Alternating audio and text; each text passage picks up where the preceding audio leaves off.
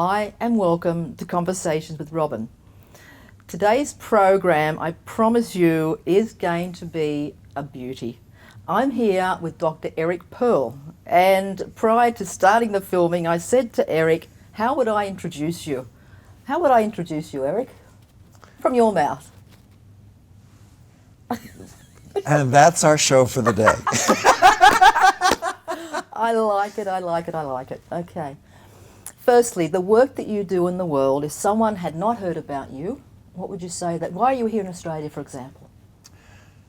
Well, here's the story in a nutshell. Yep. All right. I was a chiropractor. In my 12th year of practice, a few weird things happened. I woke up one night, a lamp next to my bed turned itself on.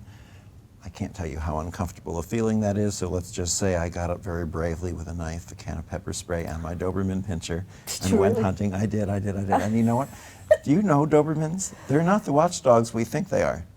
First of all, I'm getting up quietly to see who's in the house. And so she thinks it's a game, she starts galloping around. By the time I hush her down to let her know something serious, she's behind me, nudging me forward first, so this is not good. But anyway, I looked around the house for about 20 minutes. I knew someone was there, and eventually it dawned on me that I also would never be able to find them. So I went back to sleep. I went into work on Monday. 7 of my patients started to insist that they felt someone in the rooms with us when we were working, walking around, running around. 2 of them actually said it felt as if someone was flying around on the ceiling. Now you would think that that would get my attention, being in practice for 12 years and no one had said that before, right? And 7 people in one day. Other people are saying, I can feel your hands before you touch me. I'm going, oh yeah, sure you can, close your eyes. So they'd close their eyes and I just move my hands around and they'd say right shoulder, left ankle. So it sort of became a game because it was my office and I could have whatever games I wanted, you know. As I started doing this, my palms blistered a couple times and actually bled once, not like a stigmata, but more as if you take a needle or a pin and that little bit of blood that comes out if you accidentally stuck your palm. But patients started reporting healings. They were getting up out of wheelchairs, their hearing was returning, their vision, they were coming in with reports showing me that their cancers had vanished. Not all of them, but a lot of them. Enough of them so that we knew something real was going on. And they started saying to me, what did you do? And I said, nothing and don't tell anyone, which went over about as big as Nancy Reagan just saying no to drugs. You know, so everyone started coming and going, I'll have what she had. And the next thing I know, hospitals and universities are calling to try to research this with the intent that they could figure out how to do it and put it in a machine, which there's no way. But other people are saying, teach it. I'm going to teach it. How the heck am I going to teach it? No one left me an instruction manual. But more and more of my patients, after experiencing it, when they got home, would call me up and say, oh my God, I walked into the house and my lamp or my TV or my stereo turned itself on and then 10 minutes later off and 10 minutes later on again. And I felt strange sensations in my hands and I held them by someone in my family and my grandfather could speak again after the stroke and my uncle's, you know, was able to walk again. Somehow or other, we discovered that once you interact with what the researchers feel is a new bandwidth, more comprehensive bandwidth of healing. Once you interact with this, you carry it. You're able to access it and carry it and facilitate healings for others. All we really do is not exactly teaching how to heal at the seminars. It's not teaching healing. It's more the healing gift becomes communicated to you from the interaction, and then we sort of just teach you how to utilize it. Sort of like gifting a child, you know, a toddler in a high chair with an eating utensil. The gift is immediate. You just spend a little while teaching them that it's not a drumstick and it's not a slingshot. Okay, so let's go back to where your clients started to share what happened when they went home. What, given this was the beginning of this part of your life's journey, what went on for you in your head when you heard this? That's not really the beginning. That's part of the beginning, but there are so many beginnings with this. What went on in my head? When Excitement. before you understood about the reconnection? I don't know that we'll ever fully understand about what the reconnection is. Mm-hmm. Certainly back there in the beginning, though, when you started to get this new feedback. From the moment that I woke up to find my lamp had turned itself on, a lamp I had for 10 years, which never did that before, Mm-hmm. and felt someone in my house, I've been living in a state of awe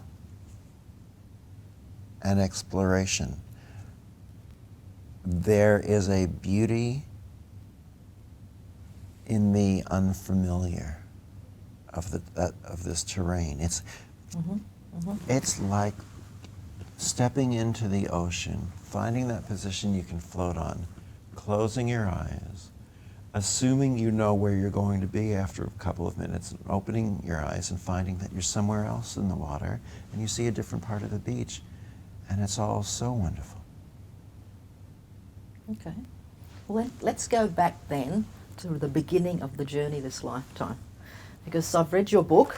We'll just have a little bit of the Reconnection, which apparently was published in about 2001, I think. I believe so. It's in 24 2001. languages now. 24 languages. 24. And you know what's funny? One of the last 3 languages, only just in the past few months, was Spanish. It took so long to finally get Spanish. I'm so excited.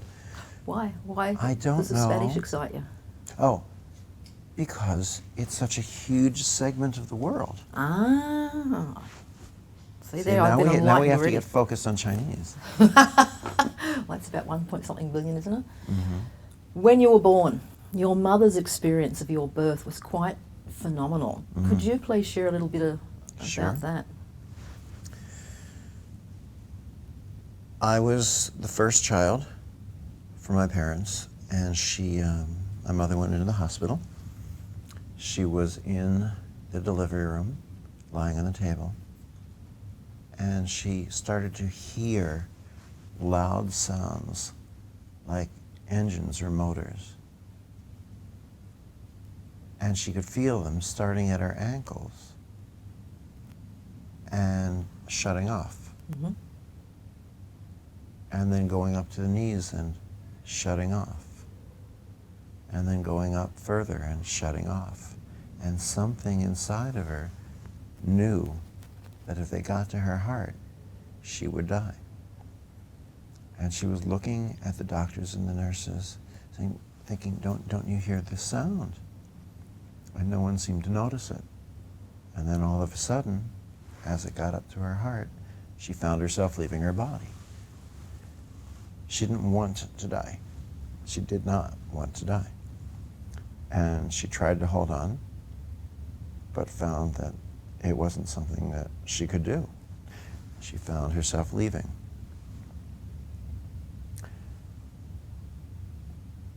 She started to pass through what she described as layers of beings, layers of people.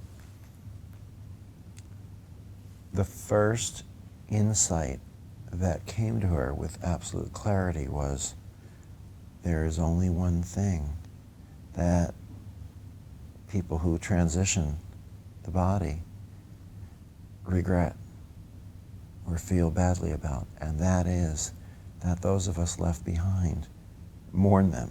Mm-hmm. Because they know the person who's transitioned recognizes and knows it. This is where we all come from. This is where we all belong. And that's the only sadness. She found herself passing through the first 2 layers of people, of spirits. She doesn't really recall what they are. She went through the 3rd layer. She remembers that one because that was the only one that was uncomfortable.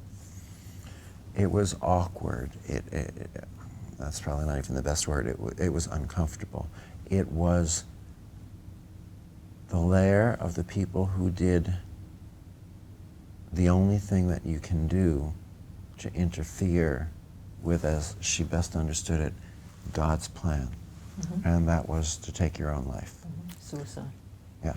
And she knew that those beings were interrupted in their ascension. Mm-hmm. what she couldn't tell was whether they were there in that place forever, or whether they would eventually resume and continue their transition. She feels that it's the second. It was uncomfortable for her to pass through and uncomfortable to be on, but she did then transcend that. And as she continued that ascension, she found herself suddenly being almost pulled or gliding without walking, without moving her feet, and yet gliding in a direction towards a bright light. She saw all these people around her, which she knew. She knew them from this lifetime, she knew them from other lifetimes.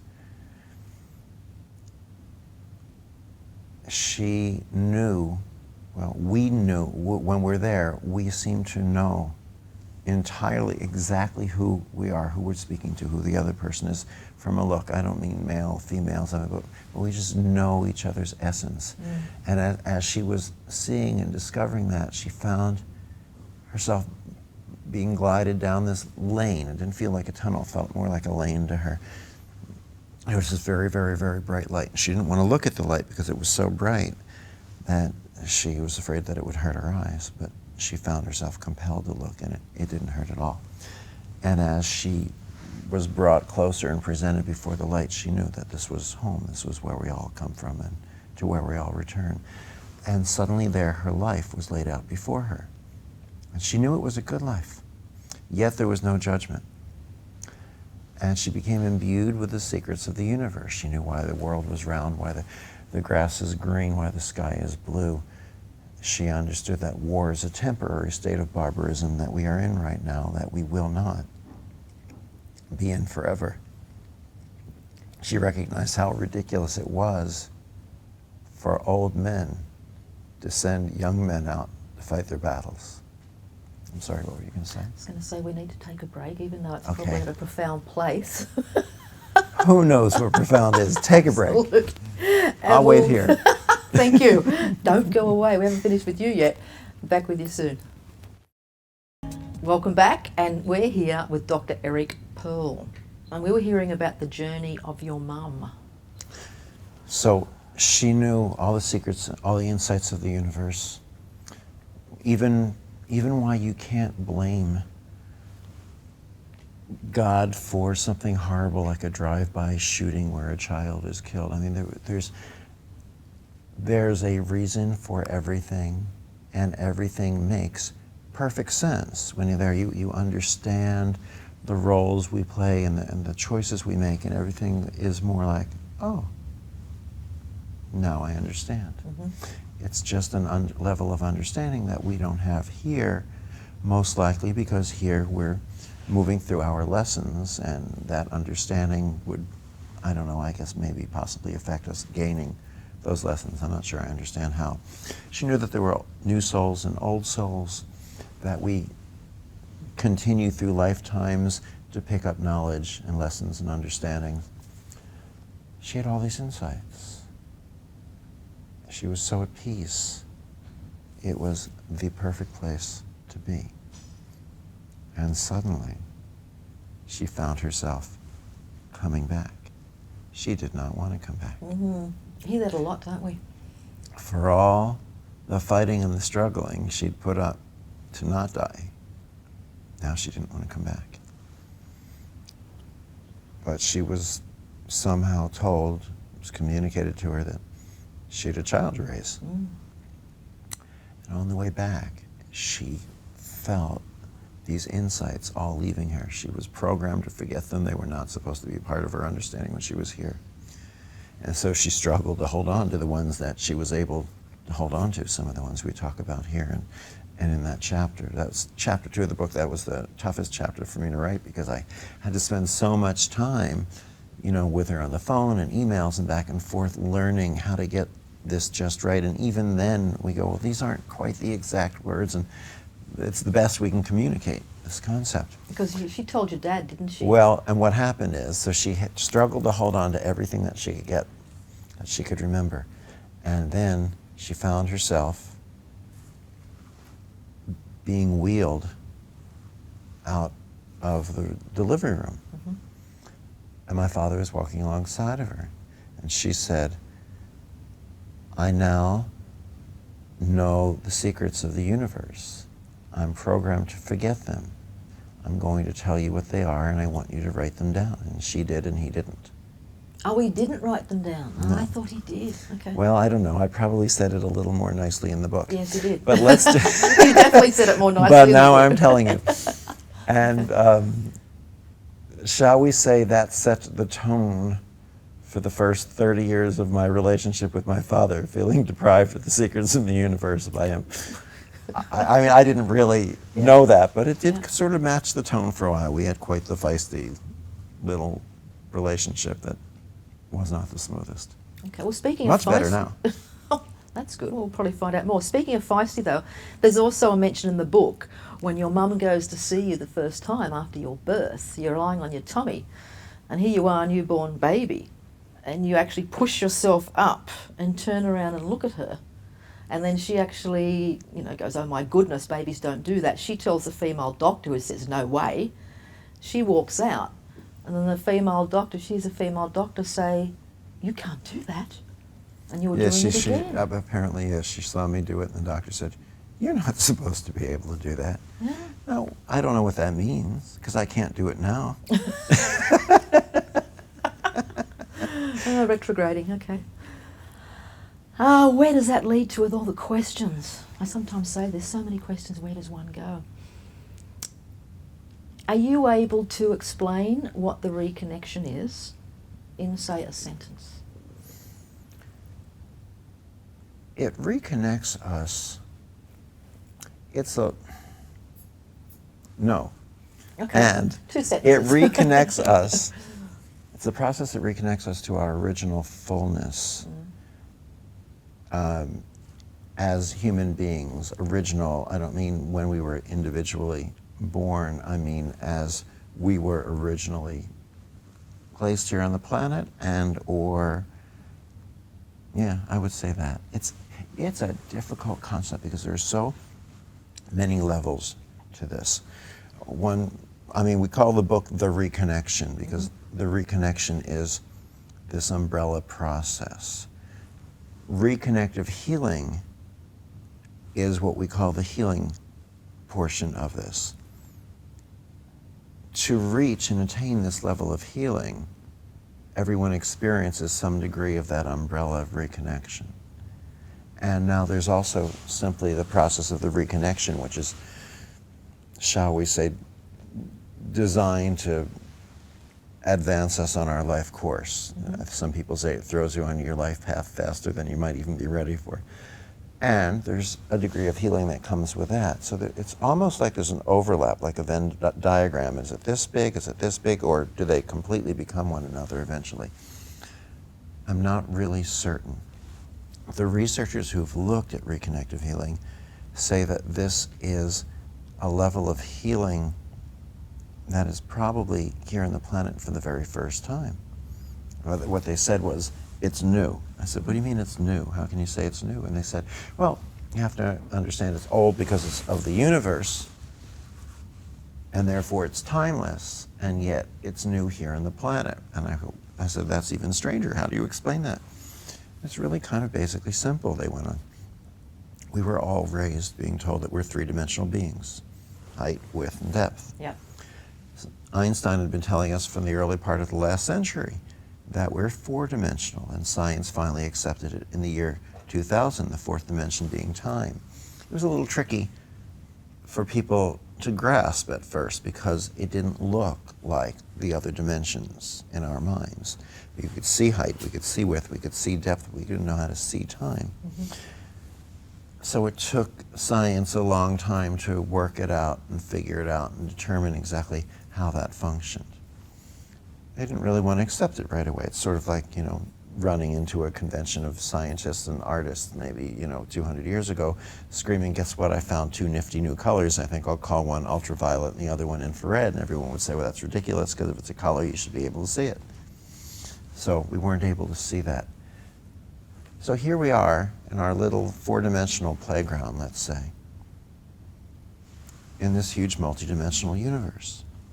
And our playground, bounded by, let's say, height, width, depth, and time. I tend to draw it like a square. Actually, a lot of researchers now are considering it like a bubble. Okay. Okay, 3D or 4-dimensional bubble. It has a certain capacity. And we've been able to accept certain amounts of energy healing to fill our little playground or our bubble. Reiki, Jure, Jinshin, Qigong, Mahjong, Beijing, EFG, XYZ, 1, 2, 3, whatever you want to call these healing techniques, Yep. right? And Reiki feels different than Qigong, than Jinshin, because there are different subsets of energy healing. But time is moving faster. We hear this discussed all the time, and yet if you really sit down and speak with the people studying and researching this change, this speeding up of time, it's speeding up, but in all directions at once. You know, it's not just going faster, you know, beginning, middle, end. Time went by so quickly I couldn't get anything done. We're actually getting more done. Time is actually expanding. So, therefore, is our playground, opening up and expanding. And now we're able to receive the rest of the energy, not just those subsets. Mm-hmm. And we find the healing spectrum that is now here that we're able to access, the reconnective healing spectrum, has all of energy healing as yet just a subset, because it goes from energy into light into information. And this information is part of what's been making itself clear, knocking on the door to explain itself to me from all different directions, including from, as you know from reading the book, from another dimension. Mm-hmm. Okay, that's probably a good place to take a break, speaking of time, and we'll come back for another part of the program. See you soon. Welcome back, and we're having a really interesting conversation with Dr. Eric Pearl. Before the break, we're talking about the playground. Mm-hmm.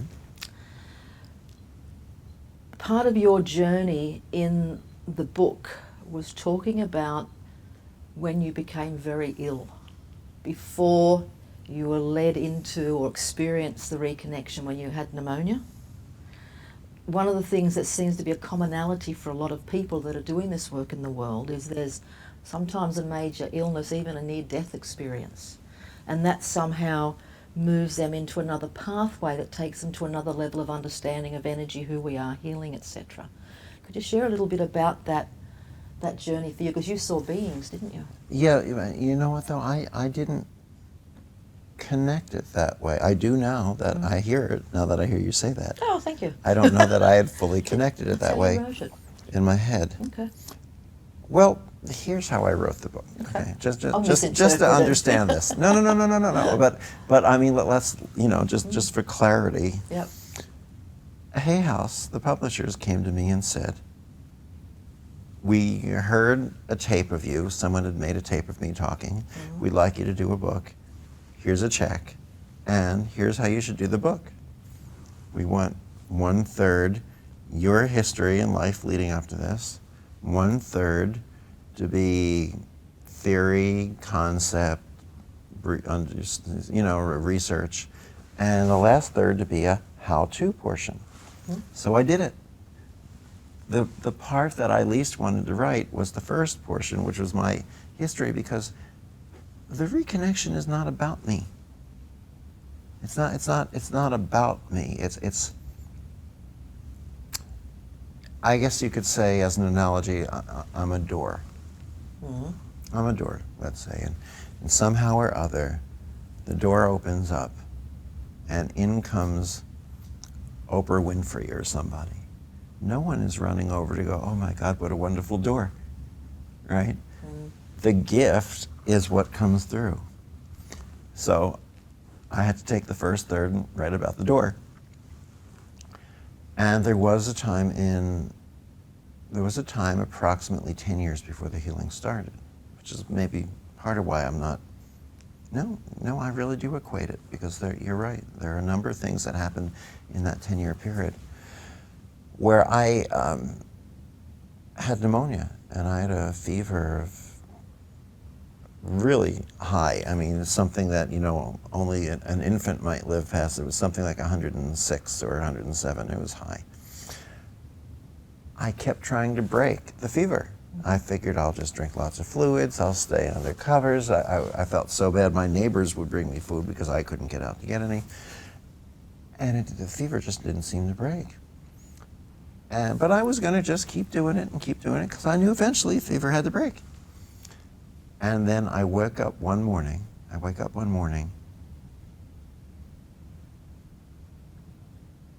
I look at the foot of my bed. I don't remember which happened first, if I took the breath or I looked at the foot of the bed, but I took a breath and I heard in my lungs. And for some reason, I saw a group of people standing at the foot of my bed. Some of them were short, some of them were tall. No, they didn't look like, you know, big-headed aliens, but they did appear to be from different places other than Earth. I saw them. It was just for a second. And I said to myself, the moment I saw them, I went, "You're dying." I got up with all the energy I could to go to my doctor. I got in a cab. It was so hot. It was a hot August day, again in Southern California. I called, and I had such a fever, I called the cab, and I said, "You've got to have air conditioning." I said, "If a cab pulls up and the windows are down, I'm not getting in." Well, the cab pulled up and the windows were down, and I had to get in. I went to the doctor. He said, "You have to go immediately to the hospital." I said, "Well, I'm going to go home and get pajamas and toothpaste." And he said, "No, you have to go straight to the hospital." I went home. I got my pajamas and toothpaste. Are you stubborn? I went, "No," and I resent that. Strong-willed. Scorpio, Leo, Virgo, you know, it's like a weird combination. Okay. I went to the hospital, and I don't remember a whole lot of being there. I was there for 10 days. I later went back to the doctor, and he looked a little surprised to see me. And I said, "Why?" He said, "I didn't really think you were going to make it." Wow. So who knew? Who knew? And that's when things started really... I don't know. I wasn't aware of it then. A number of strange things happened at that point in time. That was, I would say, just a couple of years before that was when I went to, I was living on quarters and pennies. I went to... What do you mean you're living on quarters and pennies? I was living on change, you know, the extra change you'd find in your sofa, the small amounts of money. I had just opened up my practice. I was practicing in somebody else's office. Mm-hmm. I figured you go to a doctor's office and you learn how doctors practice. I didn't realize that so many practice differently. They weren't doing a good job. They weren't really great with their patients. They were getting half of my money, so they were really only getting half of the money, you know, from the patients who came in to see me. So they were doing half as much for mine, which didn't do much. I couldn't afford to stay there. Then I couldn't afford to leave. Then I couldn't afford not to leave. So my idea of a fun time was to go to the $1.50 double feature movie. I went to this movie, and I missed the main one that was playing, so I'll see that one second. And the first one I went in to see was a film called Reconnection with Ellen Burstyn in it. It is a phenomenal film to find and see. You've got to find this film. Don't get the later version. Okay. Get the one with Ellen Burstyn, 1980. But anyway, in it, she dies early in the beginning and then comes back to life and finds that she's got this ability to heal. There's the life after death experience of moving through the people and the feeling and the sense with it. There's then the insights as she discovers this ability to bring healing through her hands. It was so amazing. This was the film I didn't go to see, I thought. That then I sat through the main film, and then I sat through that one again, and then I came back with friends, and then I couldn't not watch this film. I had no idea why. At the time. Because it was at least another 10 years before these healings started. So yes, there are things that you're drawn to and insights that happen. And I can see them in retrospect. After writing this book, I didn't see them at the time. But, you know, at the time, I mean, my life changed. My life changed in a moment. I woke up. The lamp came on. There were people in my house. I go into my office. People are feeling my hands. They blister and they bleed. People start having healings. They're asking me what I did. And all I can tell you is every day is so strange and so fascinating, and yet at the same time, so perfectly normal. I mean, it sounds like a dichotomy, but it's not. And then, if that weren't enough, 4 months into the healing, because it started in August, end of August, beginning of January, I go in to see one of my patients. And this guy had been a patient of mine for a year and a half, seemingly normal guy. Yeah. Fred, yep. Do you want me to go there? Yeah, absolutely. Well, then here I am. Seemingly normal guy. And I adjust him like I always did. I tell him to close his eyes. And with my patients now, what I do when I have them close their eyes is I bring my hands near them. And give me a hand for a second. Hold your hand, just like that. Perfect. Got fingers open just a little more. What I would do is I'd bring my hands near them. Now, and my hand, see how it sort of begins to float back up? It's as if my whole arm is made of styrofoam once I start to feel this. And I tune in until I get a sense. It's just about me. I feel something here, I feel something there. It's just about me. And then when I'm doing this, either you get a sense of something or you don't.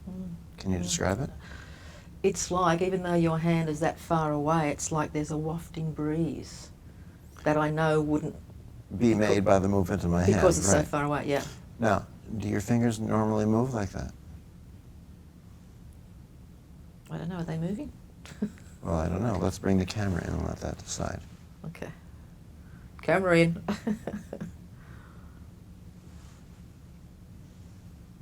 I don't know what will Yeah, or the won't thumb show. is. The thumb's actually. If you watch the forefinger Yeah. and the other one too. Well, here, I'm going to pull my hands further away. Yes, I can see what you're saying. Okay, can you see what's happening? Yeah. Now, notice that it's getting stronger as I pull out. Energy gets weaker with distance. This is not energy. This actually becomes stronger. Close your eyes for a second. I can feel that wafting again. Close your eyes. Yep. Leave them closed. Mm-hmm. Now, as I do this, can you feel, are your eyes still or are they moving? I don't know. Okay.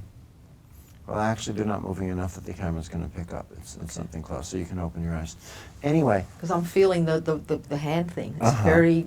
It's yeah. focused right in there. Yeah. And your hands are warm from this, but mine have gotten cold from Yeah, it. yours are cool. Yeah. It changes. Yeah. Anyway, I hold my hands near Fred because I feel these sensations, and what I see is that suddenly his eyes roll back in his head, his mouth opens, his tongue moves, and air comes out, making inaudible, well, audible but incomprehensible sounds like, which is not very confidence instilling, you know, when I'm standing there as a doctor. His arms start to move like this. And I'm going, oh my God, what's going on? Well, nothing happens past that, so we finish the session, and I don't say anything to Fred afterwards. He doesn't say anything to me. What am I going to say? Hey, Fred, what's this? So he leaves. Comes back in the end of the week. I know he's going to do it again. I adjust him. I tell him to close his eyes. I bring my hands in. The same thing happens. But this time, that kind of air sound condenses itself into a voice. And he says, or this voice says, we are here to tell you to continue doing what you are doing. What you're doing is bringing light and information onto the planet. Then he said a few other things. I don't remember what. I kind of stopped him because I had to get back to my patients. My other patients, and he said, oh, don't tell anyone, you know, this only happened, only 2 people in the world know that this goes on, and I don't want anyone to know about it, and I felt something starting on the last visit, but I thought you didn't notice anything. How could I not, you know? And I said, fine, I won't tell anyone. 2 days later, it happens to 3 other patients. I come back in on their second visit, because their first visit, the air came out, and their second visit, they speak too. Now, are you aware that your index finger has been moving like that? Well, where my stomach's gurgling. Oh, okay. Well, that happens. they said, these 3 patients on their second visit, the same 2 sentences Fred said. We're here to tell you to continue doing what you were doing. What you're doing is bringing light and information onto the planet. Then 2 of them added, what you're doing is reconnecting strands. One of them said, what you're doing is reconnecting strings. And Fred came back in at the end of the week and said, what you're doing is reconnecting strings. None of these 4 people knew each other, nor did the 5 people that it happened to a few days later. Over 50 different people in a 3-month period lost consciousness and spoke 6 verbatim phrases. I gave you the first 4. Then the phrases stopped. And now, for all the weirdness, I thought maybe I was doing something wrong. And I lost it because I'd become really excited and attached to this. I had to call my parents during this period of time. Finally, I decided I had to tell them. I had to tell them. So I called them up. They're living on the East Coast of the US, I'm on the West, and I said, now I need you both on the phone, and you just have to listen. I said, I know what this sounds like. I don't want you to think I moved to Los Angeles and fell in with the crazies. And here's the story. I go through the whole thing, the bleeding, the blistering, the this, the that, the other. There's a silence on the phone for a moment, and then my mother says, well, just call me Mary. And I knew it was all right. Yeah. I knew it was all right. What did these phrases mean? I didn't start to study them until they stopped, because I thought that more information would come. But the insights were in these phrases. We're here to tell you to continue doing what you are doing. That doesn't mean just do the same thing. That means continue and part of a continuum. Mm-hmm. The next phrase is what you're doing is bringing light and information onto the planet. Why didn't they say light and love? You know, like everyone signs their letters light and love. But if you speak to someone who had a life after death experience, the real one, not the people who died 6 times, they'll tell you that that light is love. Mm-hmm. So it's a redundancy when we say in light and love. We just don't know it's a redundancy because we don't have the experience consciously of what that light is. Why didn't they say energy, light, and information like the qualities of a photon? Well, they didn't say it because the energy was already here. Continue doing what you're doing, which is working with the energy. Continuum, the energy into the light, into the information. What you're doing is reconnecting strands. What you're doing is reconnecting strings. I thought they were the same things. Some intelligence is talking to us from somewhere using the English language. Strings and strands sound similar. They give the same stringy, strandy kind of visual feeling. I knew it meant strands of DNA. Somehow I knew. It was years later until I heard of string theory, simultaneous planes of existence. Now, what do strings and strands have to do with one another? We're going to take a break and come back and find out. Okay. Back with you for the last part of the program. Glad you came back with us. We're having quite a fascinating conversation with Eric Pearl, and during the break, Eric, it was pointed out to me what was happening here.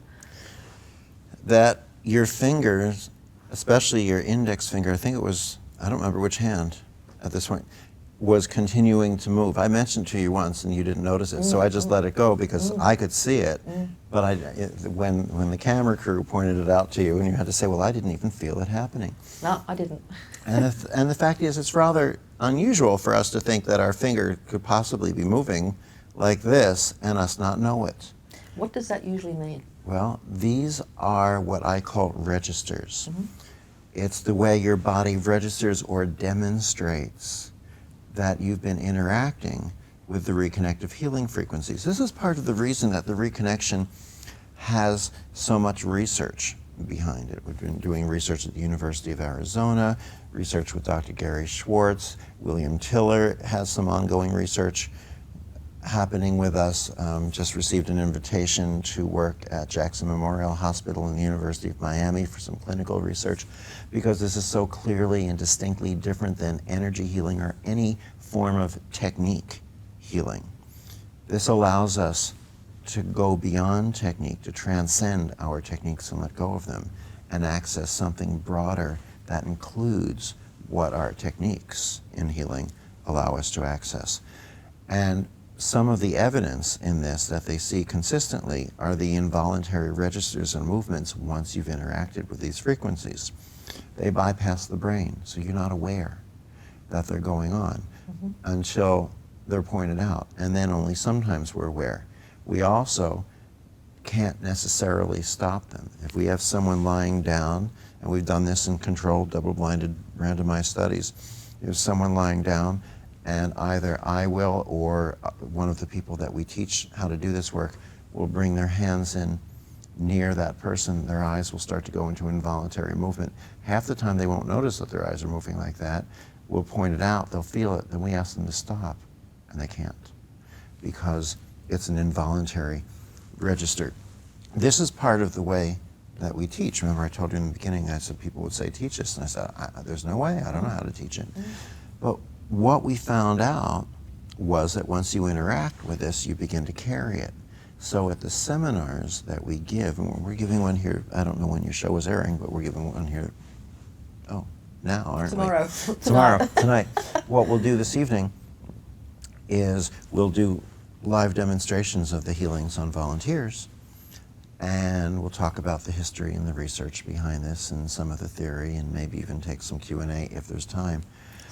Questions and answers. Yeah. Question and answers, yes. I'm thinking DNA. Q&A. Q&A. No, not DNA. There's a little swab, like some Q&A. Saturday and Sundays, that's when we teach the seminars. And I warn people, don't come to the seminar if you think we're all going to sit around, hold hands, om, and sing, spirituals. We're not. It's a serious learning seminar. I demonstrate the work. We have one massage table for every 4 people, and we'll then go on to the tables in groups of 2 or groups in 4, demonstrate what's going on. I'll walk around to the tables with the teaching assistants. We'll make refinements. Then we talk about it. We then demonstrate the next level. We go back to the tables. It's a working weekend, but you will attain mastery by the end of the weekend if it kills you. I'll go on to the next city, but it's definitely a working seminar. This is my personality, and anyone will tell you I don't get prettier, but I do get the work done. Strings and strands. Yes, back to that. Thank you. Yep. Think of a computer. Most of us have computers at home. Computer is a hardware. Within that hardware, we have a little software program running it. We're able to access information that's on the computer, and the computer is also able to access information that's out there in the internet somewhere. Our brains work the same way, not the way we've been taught. We don't have memory here and learning here and this here and that here. They're not compartmentalized like that. First of all, they're diffuse also throughout the brain. And secondly, the information that we access, much of it, like the internet, is in what's called 0-point field. It's in the field, and our brains access this information and bring it in. So we have what's in the brain we can access and what's outside, just like the computer. We put new software into our computer, we get more from within the computer, and we also oftentimes can access better what's out there. What if our brain is our hardware and our DNA, our software? If we are, as I believe we are, actually restructuring the DNA, reconnecting from a 2-strand into a 12-strand process, and this concept's not so foreign to people any longer, then are we upgrading our software? Is that what is allowing us to become more multidimensional beings, meaning simply aware of what's out there? Who was talking to me through my patients? Someone, somewhere, on a plane other than was visible to any of us in that room. Someone exists. Somehow, when we come into communication with them, we are expanding and we are becoming more multidimensional. What's allowing us to do this? What gates are opening up? What curtains are opening up for us? What is making your finger move like that? What change is going on in our bodies? Something. Do I know what it is? No, I don't know what it is. And I think the ability and the willingness to say, I don't know, is what allows us to grow and expand as human beings. Because when we say we know the answer, we stop learning right there. When we say, I don't know, it allows us to explore the what ifs to get the better answers, which aren't answers. They're really building blocks to better questions. I believe when you say, what is the reconnection? I believe that the reconnection is the bridge, our next step, while we're right here on the precipice of becoming fifth or more multidimensional beings as humanity. And this is the journey the great teachers and prophets have been telling us for years, haven't they? Mm-hmm. And science is now backing that up. It looked at one time as if science and religion walked in two opposite directions away from each other. It also looked as if the earth were flat, but it's not. It's round. And as they continued their journeys, they came back with gifts of insight and understanding for one another. Okay, a couple of questions with that. What do you think the Eric of, say, 20 years ago would be saying of the Eric now? Wow. No, that's the answer. Yep, I gathered Wow. that. And the Eric I now? don't know who I was before. That's why I asked the know question. I know I was different. And I know that I didn't totally lose that person, because if you ever want to find out who you were before, spend the holidays with your family at a dinner table. So I know I didn't lose it. But I also know that I'm functioning, for the most part, as someone else. I have a different center. I have an awareness. I have answers to questions that I don't know where they came from, because they're nothing that I've read or studied. But I know that they're answers. Somehow, I don't know, people tell me that when you ask me questions, when they ask me questions, they'll watch me and my eyes kind of go down like this for a minute, and then I come back up. I know somehow I go somewhere and I find them. I don't know how I access it. Some people call it channeling. I don't know. What is someone who is psychic or intuitive? We all pick up our information from the field. Someone we considered psychic or intuitive probably just is a little more sensitive. Here's a little more down here, a little more up there. It's our natural state, though, isn't it? It really? is. That's the evolution. Yeah. That's part of what happens. The healing is the disguise that the reconnection comes in. It's the disguise. You have Mrs. Fields cookies down here? We've got this. Okay. So we you do, know. don't we? Yeah, yeah. So you know, if you walk by Mrs. Fields, you smell the cookies because they keep the door cracked open. They have a fan blowing it out, and the scent comes and pulls you into the store, and then you find other things too.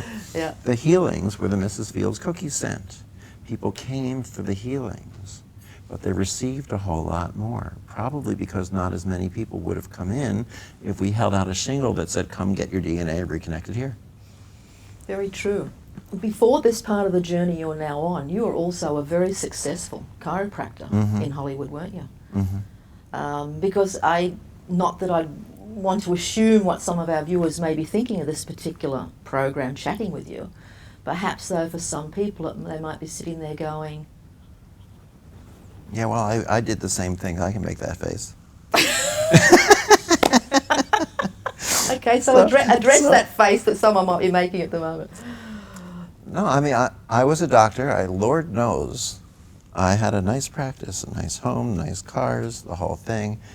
I did not need to leave my practice and start waving my hands in the air, flying around from city to city, going, I bet I can fool them in Sydney, you know.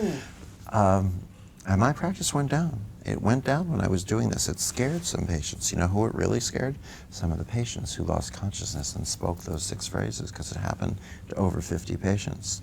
As a matter of fact, I was somewhere, I can't think of this person's name. He was Shirley MacLaine's psychic for the longest time, and he's got a known name. I can't think of it. And I went to hear him speak because I was looking for answers. I didn't realize I had them yet. And so I asked him a question. I said, well, this is what went on. Da-da-da-da-da. And the patients lost consciousness, and da-da-da-da. And they spoke these words. And I said, and it scared some of them. And I saw him turn that way. And he looked way downside of the room where I couldn't look, because he said, you have your hand up over there. And I heard the woman's voice say, I was one of them. And she left the practice. She was frightened. And people would ask me, we have a lot of fear-based teachings in healing, which is just amazes me no end. Someone said to me in the beginning, well, how can you trust his voice? Is it a good voice? I never even thought of a question like that. Someone's speaking to me from a universe somewhere else, and I'm like in awe of it, and another person here is going, well, is it good? I'm going, I don't know. Suddenly I start to wonder, be frightened. I said, I don't know, how do I find out? And they said, ask it.